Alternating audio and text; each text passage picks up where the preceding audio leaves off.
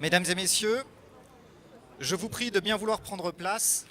La cérémonie de dévoilement de la plaque commémorative du centenaire de la libération de Montbrehain va bientôt débuter. Ladies and gentlemen, the ceremony for the unveiling of the commemorative plaque in memory of the centenary of the liberation of Montbrehain will begin soon. Honorables invités, mesdames et messieurs, nous sommes réunis aujourd'hui afin de commémorer le centenaire de la libération du village de Montbrehain, le 5 octobre 1918, par les troupes de la 2e division australienne. Invited guests, ladies and gentlemen, we are here today to commemorate the centenary of the liberation of the village of Montbrehain on 5th October 1918 by the troops of the 2nd Australian Division.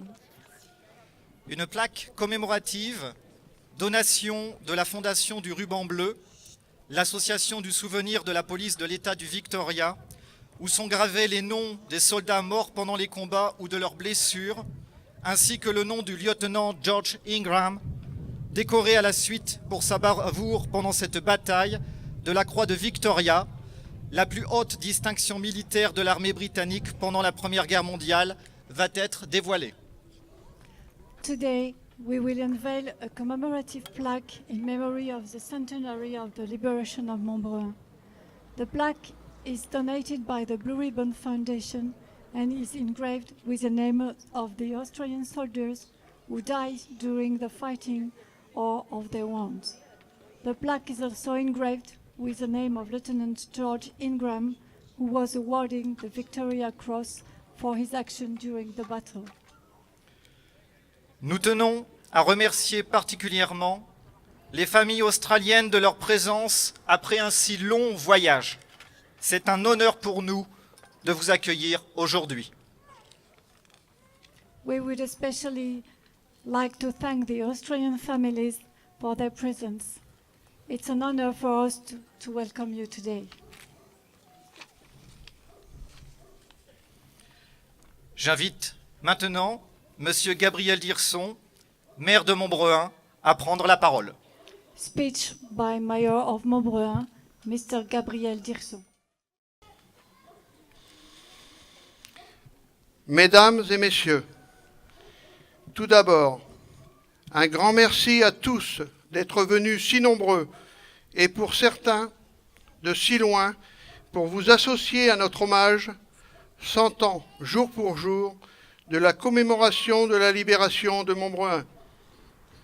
Je tiens à saluer la présence de son Excellence Brenda Berne, ambassadeur d'Australie, Madame Magalie Daverton, sous-préfète de Saint-Quentin, Madame Hélène Luisin, directrice du service départemental de l'Aisne de l'Office national des anciens combattants et victimes de guerre, représentant la secrétaire d'État auprès de la ministre des Armées, Monsieur le lieutenant-colonel Sion, représentant de l'armée française, Monsieur le commandant d'unité, l'inspecteur Michael Glinsky, représentant la police de l'État du Victoria, le docteur Robert Webster, président de la Ligue des anciens combattants du Victoria, ainsi que les familles australiennes présentes, Monsieur le colonel Graham Fletton, Monsieur le colonel Scott Gilligan, Monsieur le major André Corbus,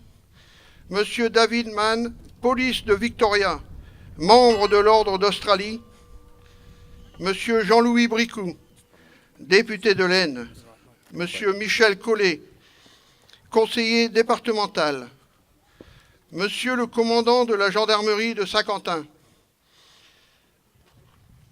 Monsieur le commandant de la communauté de brigade de Bohain,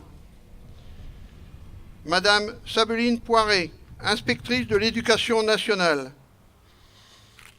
Monsieur Marcel Leclerc, président de la communauté de communes du pays du Vermandois, Mesdames et Messieurs les élus, James, Williams, Henri, Reningan, Ernest, Harold, Charles, Alan et tous les autres, nous sommes réunis aujourd'hui tous ensemble pour nous souvenir de vous. le 5 octobre 1918, après 4 années d'occupation et de privation, Montbrehain fut libéré par les troupes de la 2e division australienne. À la fin du mois de septembre 1918, la 4e armée britannique, incluant le corps australien et 2 divisions américaines, se lança à l'assaut de la ligne Hindenburg, un formidable complexe fortifié, composé de tranchées profondes, d'abris bétonnés, de postes de mitrailleuses et de barbelés, s'étalant sur une dizaine de kilomètres.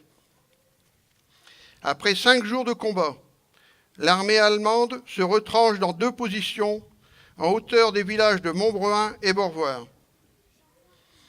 Après la capture de Joncourt et Ramicourt, les troupes britanniques du régiment de Sherwood Forester se lancent à l'attaque de Montbrehain le 3 octobre. Après avoir capturé le village dans un premier temps, ils sont repoussés par de violentes et féroces contre-attaques allemandes. C'est à la fin du jour que le général Ramilson, commandant de la 4e armée britannique, demande au général australien John Monash, commandant du corps australien, de planifier l'attaque et la capture définitive de Montbrehain. À 6 heures du matin, les 21e et 24e bataillons d'infanterie, ainsi que la 2e compagnie de la troupe de génie de la 2e division australienne, s'élancent depuis Ramicourt à l'assaut de Montbrehain. Repoussés une première fois par une contre-attaque allemande, les troupes australiennes prennent définitivement le village. Charles Binns, l'historien officiel des troupes australiennes pendant la Grande Guerre, écrira « La prise de Montbrehain a été la dernière et l'une des plus brillantes actions de l'infanterie australienne dans la Grande Guerre. Mais la victoire a un coût. 400 pertes sont à déplorer dans les rangs australiens, dont 135 tués ou morts de leurs blessures infligées pendant les combats. Tous les officiers ayant pris part à l'action ont été tués ou blessés. Cette dernière bataille fut également le théâtre de la dernière croix de Victoria, décernée après cette guerre, le 15 février 1919, à un soldat australien, le lieutenant Georges Ingram. La croix de Victoria est la plus prestigieuse décoration de l'armée britannique. Elle fut décernée lors des 4 années de guerre à 64 Australiens. Aujourd'hui, c'est avec émotion que nous nous souvenons de ces jeunes hommes, que nous pensons à leur long périple par-delà les mers pour rejoindre et défendre à des milliers de kilomètres une terre pour beaucoup d'entre eux inconnue. Nos pensées vont à leur engagement, tous engagés volontaires, partis défendre une terre si lointaine au nom des valeurs de liberté et d'indépendance, à leurs sacrifices, leurs conditions de vie dans les tranchées, leurs blessures, leurs camarades qui tombent dans la boue de la Somme et de la Flandre, à leurs familles si éloignées dont le mari, le père, le frère, l'oncle ont fait l'ultime sacrifice de la vie et reposent à jamais dans notre terre picarde. Cette terre est désormais une terre commune. Elle est la vôtre, elle est la nôtre. Elle est le symbole d'un lien éternel qui désormais nous relie. Cette terre de France et terre d'Australie, si lointaine et si proche. À ce sacrifice, nous associons les fils de Montbrehain, appelés sous les drapeaux qui ne sont jamais revenus à la maison, ainsi que les victimes civiles déportées de force par l'occupant lors d'une terrible marche forcée vers la Belgique. Leurs noms sont gravés sur notre monument aux morts. À jamais et pour toujours, la population de Montbrehain se souviendra et sera éternellement reconnaissante. En ce jour de paix, nous sommes rassemblés pour rendre hommage à leur courage et à leur dévouement. Nous sommes fiers d'honorer leur mémoire. Nous ne les oublierons jamais.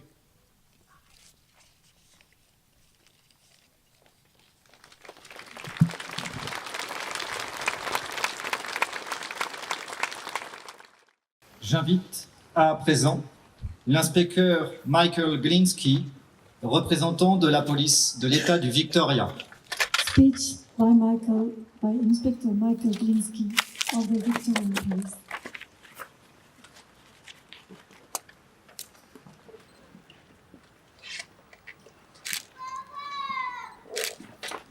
Good afternoon. I respectfully acknowledge the presence today of the Mayor of Montbrehain, Mr. Gabriel Dirson, official guests, including Return Services League President Dr. Robert Webster, and the people of Montbrehain. My name is Inspector Michael J. Glinsky, and I have the unrivalled privilege of being Unit Commander of Victoria Police's Protective Services Unit, with overall responsibility for the Shrine Guard. Today I proudly represent Victoria Police's Chief Commissioner, Mr. Graham Ashton. I am also proud to perform the role of Ambassador for the Blue Ribbon Foundation, which represents the people of Victoria in remembrance of their police officers who have died in the line of duty. The Foundation is deeply honoured to be a part of today's ceremony to commemorate the Battle of Montbrehain 100 years on. In 2017, we were proud to receive an invitation from the Mayor of Montbrehain to lay a plaque remembering those who fell in this battle, which comprised the 21st, 24th and 2nd Pioneer Battalions of the Australian Imperial Forces. In particular, we were most grateful for the opportunity to acknowledge members of Victoria Police who served. We accepted this kind invitation with a commitment to present this plaque as a gift from Australia and from the people of Victoria. The plaque was cast in bronze at a small foundry in Uralla, a rural town in New South Wales not unlike Montbrehain. It was then presented at the Victoria Police Chapel to be blessed during a graduation ceremony for new police constables. We did this symbolically to honour the past while embracing the present and future of free societies everywhere. A further ceremony at Melbourne's Shrine of Remembrance delivered the plaque to the safe care of Melbourne's Consul General for France for conveyance to Montbrehain. Our proud Shrine Guard is responsible for providing security to the Shrine of Remembrance in Melbourne, Victoria, Australia, and I'm proud to have 5 of the Guard here with me today to perform an important role in this most sacred of commemoration ceremonies. Victoria Police members performed the role of Shrine Guard at Melbourne's Shrine of Remembrance from 1935 until 1990, when the Office of Constable was replaced with Victoria Police Protective Services officers. The shrine was constructed to be a memorial for great service and sacrifice, in no way celebrating the triumphs of militarism. Hence, its 24-hour, 7-day-per-week protection was then and is now a most important and proud function of Victoria Police. For over 80 years, the Victoria Police Shrine Guard, highly trained in the Enfield .303 military drill, has proudly worn the unique and distinguished uniform of the Light Horse Mounted Infantry, maintaining their vigil throughout the Second World War, Korean War, Vietnam War and subsequent conflict and peacekeeping operations.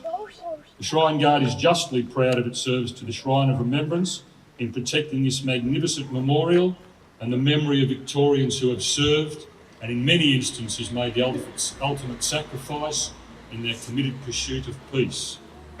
The Victoria Police Shrine Guard is a small but highly skilled unit specialising in ceremonial drill for the Shrine of Remembrance and Victoria Police, performing over 160 ceremonies each year. Very few police units, one of which is the Shrine Guard, have survived for such an extended period of time without update to their charter and service delivery. The Shrine Guard conducts ceremonies of great importance at local, state and international level. The Shrine Guard take great pride in commemorating the lives of Australian servicemen and women by performing excellence of foot and rifle drill during ceremonies held at the Shrine. These services facilitate a most justified respect for more than 30,000 Australians, including Victoria Police members, who were killed or wounded in the battles fought on the Western Front. Today is a momentous occasion as the Victoria Police without being invited to provide the ceremonial component of this dedication and remembrance service. The critical link is derived through the extremely brave actions and subsequent Victoria Police employment of two heroes of the 24th Australian Infantry Battalion, namely Lieutenant Georges Ingram and Private George Blythe. Lieutenant Georges Ingram, already the recipient of the Military Medal, was recommended for and subsequently awarded the Victoria Cross for his actions and leadership during the battle for this beautiful village. Ingram's citation reads, "For most conspicuous bravery and initiative during the attack on Montbrehain, east of Berne, on the 5th of November 1918. When early in the advance his platoon was held up by a strong point, Lieutenant Ingram, without hesitation, dashed out and rushed to the post at the head of his men, capturing 9 machine guns and killing 42 enemy after stubborn resistance. Later, when the company had suffered severe casualties from enemy posts and many leaders had fallen, he at once took control of the situation, rallied his men under intense fire and led them forward. He himself rushed the first post, shot 6 of the enemy and captured a machine gun, thus overcoming serious resistance. On 2 subsequent occasions, he again displayed great dash and resource in the capture of enemy posts, inflicting many casualties and taking 62 prisoners. Throughout the whole day, he showed the most inspiring example of courage and leadership, freely exposing himself regardless of danger. When it is considered that the Victoria Cross shall only be awarded for most conspicuous bravery or some daring or preeminent act of saviour or self-sacrifice or extreme devotion to duty in the presence of the enemy, the gallantry and bravery associated with the medal becomes clearly evident. There were only 64 medals awarded to Australian soldiers during the whole of World War I. Lieutenant Ingram was the last Australian to be awarded the Victoria Cross in the First World War. Private George Blythe was recommended for and subsequently awarded the Military Medal for his actions as a runner, delivering messages between headquarters and the attacking troops while collecting ammunition and supplies from fallen comrades. Blythe's citation reads, "During the operation of Montbrehain, east of Berne, on the 5th of October 1918, he displayed great courage in carrying messages. Repeatedly, he passed through the heaviest machine gun fire and carried messages from the line to company and battalion headquarters. At one stage, when ammunition was running low, Private Blythe, acting on his own initiative, went out at very great personal risk and, salving ammunition from casualties, carried it back to the line. Lieutenant Ingram and Private Blythe, unlike 134 of their much-loved comrades, survived the war and returned to Australia. Upon their military discharge, they returned to the civilian workforce, Lieutenant Ingram as a building contractor and Private Blythe as a motor mechanic. During construction of the Shrine of Remembrance in Melbourne, some petty acts of vandalism and theft occurred. The government of the day rightly thought it prudent to have a 24-hour security presence on the Shrine Reserve. A request for a military guard was refused. However, Victoria Police was granted permission by the military and federal government to implement a dedicated unit wearing the military uniform of the day. 250 applicants applied for this most coveted role, with 12 First World War veterans being appointed. These 12 comprised former Lieutenant Ingram and Private Blythe, 2 of the most highly decorated members to serve with Victoria Police in the specialised Shrine Guard. All members of this proud Guardian had received awards during the First World War. Amongst them were 4 Distinguished Conduct Medals, 3 Military Crosses and 10 Military Medals. For these men who had all survived the horrors of the Great War, it was rewarding work. Firsthand, they witnessed in those post-war years the importance of the shrine to families who had lost loved ones during the conflict. These families considered the shrine a most fitting and worthy substitute for the grave they would never have the opportunity to see in a war cemetery on the other side of the world. The shrine was and is a commanding visual reminder of society's gratitude, helping ease the trauma for a generation who had given so much. It was a matter of significant importance and pride for the community to have a Victoria Cross recipient on duty protecting it. Today, the people of Victoria join with the people of Montbrehain by virtue of an exceptionally strong and well-founded relationship existing between Australia and France. This most appreciated opportunity for our revered Shine Guard to be involved in a most successful vigil in 2014, and now this commemoration service further strengthens this bond between our countries. We remember those who fought for peace, who died for freedom, and whose legacy shall forever live on in our hearts and minds. We honour French and Australians alike and hope that this special gift, blessed with the oil of the wattle and eucalypt, serves as a reminder that Montbrehain will always hold a special place in Victorian hearts. Just as you have made us welcome in your town, you will always be welcome in ours. On behalf of the Shrine Guard and Victoria Police, I wish to extend my heartfelt appreciation to Mayor Dirson for his invitation to participate in this most important ceremony. It is an opportunity that we will eternally be grateful for, and for this thank you most sincerely, lest we forget.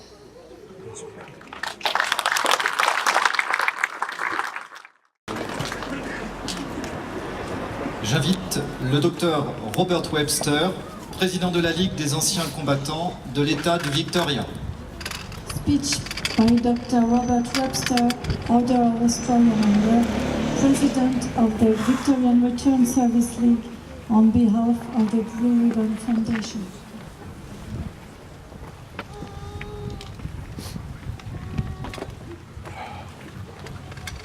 Mr. Mayor, distinguished guests, ladies and gentlemen,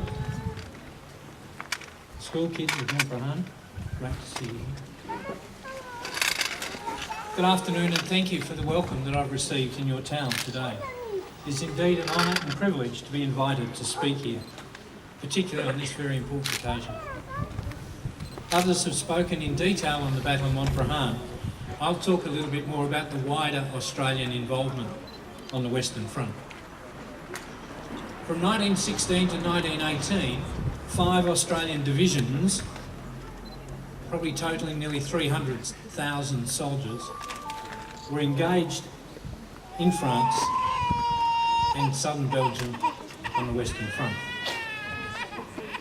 In devastating battles at places such as Fromelles, Pozières, Mouquet Farm, Bullecourt, Messines, Passchendaele, Ypres, Polygon Wood and Amiens, more than 46,000 of them lost their lives in the service of Australia and the British Empire. More Australians were killed in action or died of wounds on the Western Front than in all other campaigns and conflicts of the 20th century combined. By March 1916, the Australians had regrouped after the battles on Gallipoli. The first Australian divisions arrived in France. Amongst them were men who had been at Gallipoli, campaign toughened. The troops were fit, keen and eager to prove themselves, worthy of the Anzac reputation for bravery and initiative. But on the Western Front, they had to adapt to a new kind of warfare. Many of the Australians landed at Marseille, and in travelling to the regions around the north of the country in Belgium, they saw a lot of your country.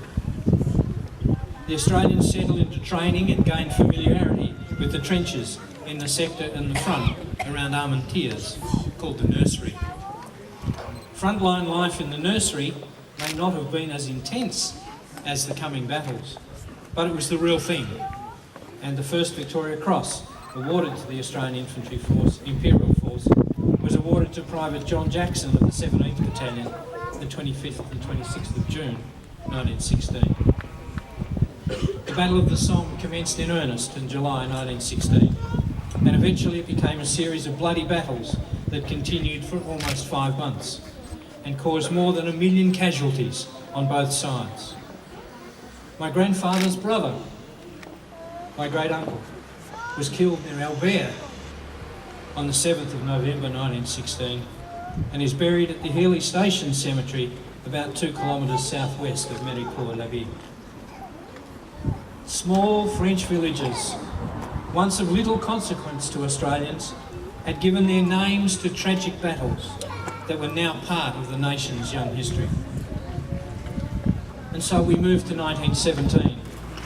For the Australians, it was a year divided into two distinct parts.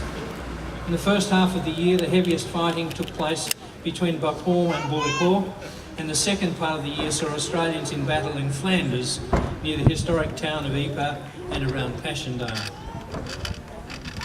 Following the hard fighting of 1917, the Australian divisions had suffered heavily at Bullecourt, the Messines and the Third Battle of Ypres. The Australian Imperial Force was facing a manpower crisis. General Birdwood suggested that we form an Australian Corps, and the weakest of the divisions, weak because they had been decimated in the field, would serve as a depot. Subsequently, the grouping of all Australian divisions into a single corps gave a level of cohesion and political access quite different from the British. And in many ways, the Australian Corps functioned as a national army. When General Haig decided to re-establish the British Fifth Army after its mauling in the March offensive of 1916, General Haig offered the command of the Fifth Army to Birdwood. At that stage, this paved the way for an Australian to assume command of the Australian Corps, the highest field command held by an Australian in the First World War. Major General Sir John Monash, commander of the 3rd Division, was appointed to the post in May 1918 and promoted to Lieutenant General. By July 1918, the German spring offensives had ended. Australians had succeeded in defensive battles like Villers-Bretonneux and in well-planned and deliberate counter-attacks such as the action at Le Hamel on the 4th of July, progressing to larger French battles at Soissons from the 18th to the 22nd of July that were aimed at straightening the line before the Allies launched their own counter-offensive. The techniques and methods Monash pioneered at Le Hamel were recognised as useful by both Rawlinson and Haig and applied on a larger scale in future attacks. On the 7th of August, the Germans evacuated some of their advanced positions and cancelled their planned offensive. They were now on the strategic defensive. The Battle of Amiens from the 8th to the 11th of August marked the beginning of the British offensive in the north and was a large-scale success that brought the Allies to the Hindenburg Line by the end of September. The Australian Corps was used extensively throughout the 100 Days offensive, during which it achieved great success. By the 1st of October, the Australian Corps retained a single division, the 2nd Division, in the line. The other 4 divisions were in Corps or Army Reserve, though much of the divisional artillery remained in place to support the 2nd Division in its operations beyond the Hindenburg Line, and the Australian Flying Corps remained an integral part of the air campaign.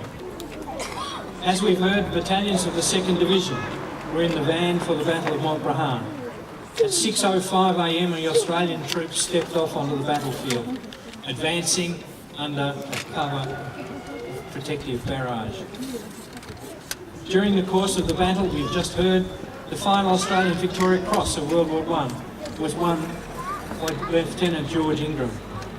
By 3 o'clock, the Australians were in the lines they handed over to the American replacements early the next morning. The Australians suffered nearly 400 casualties during this battle, whilst inflicting hundreds of losses upon the enemy and capturing over 600 prisoners from 10 different German regiments. They spent the evening of the 5th of October guarding against further counterattack. By 3 a.m. on the 6th of October, the Australian 6th Brigade was out of the line and heading for the rear. Although they did not know it, Montbrehain was the last Australian infantry action of the First World War. Nearby, in Commonwealth war graves, lie 209 Allied soldiers, 45 known Australians, 136 known other Allied soldiers, and 28 unidentified Allied soldiers. We remember them all and honour their sacrifice. It was through the brave deeds of many Australians throughout World War I that France and Australia have remained brothers in arms since that time.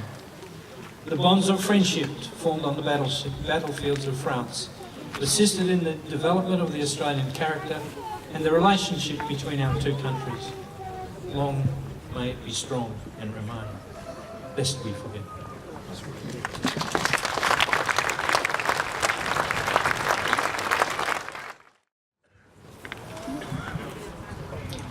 J'invite maintenant son Excellence, Monsieur Brendan Berne, ambassadeur d'Australie, Madame Magalie Daverton, sous-préfète de Saint-Quentin, Monsieur Gabriel Dirson, maire de Saint-Quentin, l'inspecteur de Montbrehain, l'inspecteur Michael Glinsky et le docteur Robert Webster à dévoiler la plaque.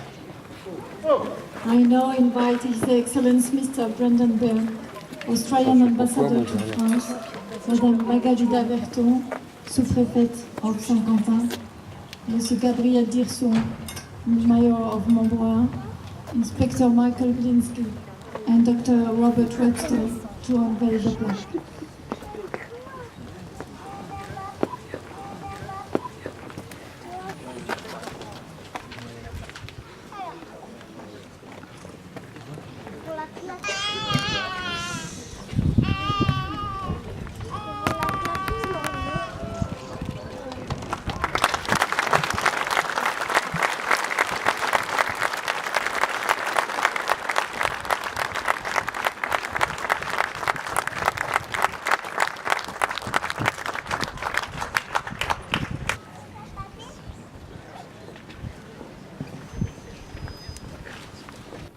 Nous allons maintenant procéder au dépôt de gerbes.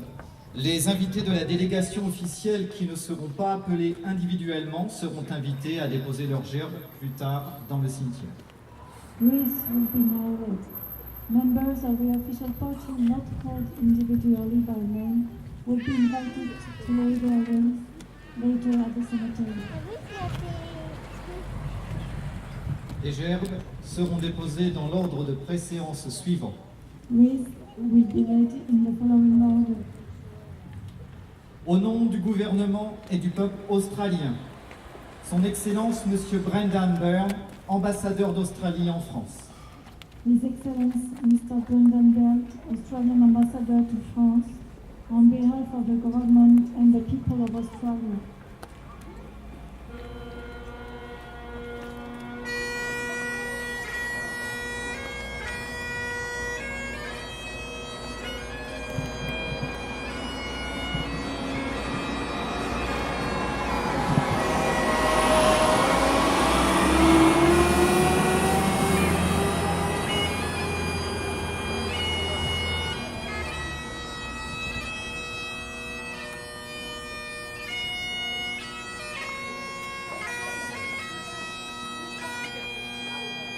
Au nom du gouvernement et du peuple français, Madame Magalie Daverton, sous-préfète de Saint-Quentin. Madame Marjorie Richard, sous-préfète of Saint-Quentin, on behalf of the government and the people of France. With the Mayor of Montbrehain.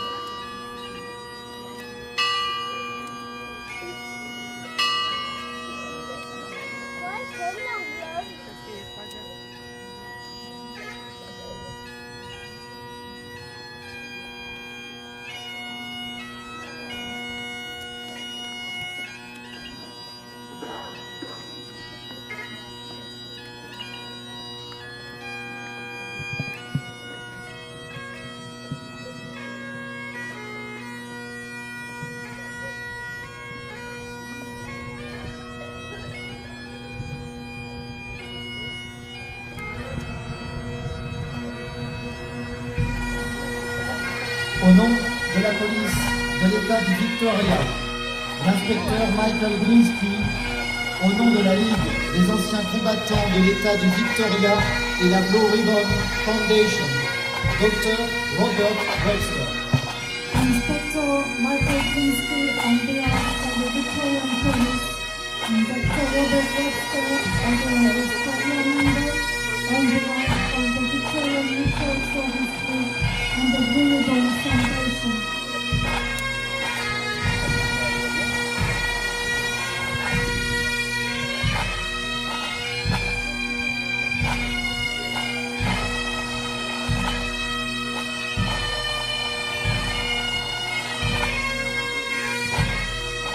J'invite à présent les membres du public désirant déposer des fleurs à s'approcher maintenant pour les déposer et à ensuite reprendre leur place.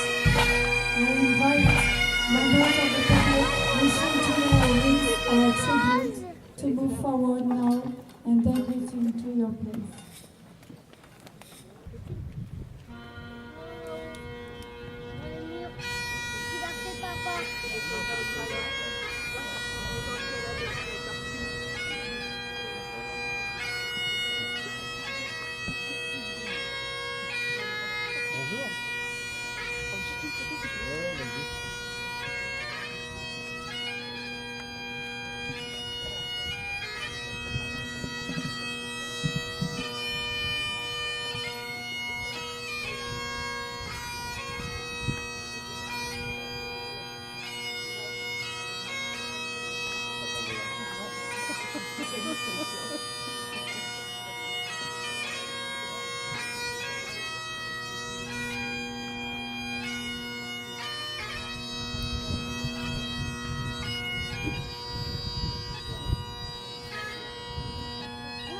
Maman,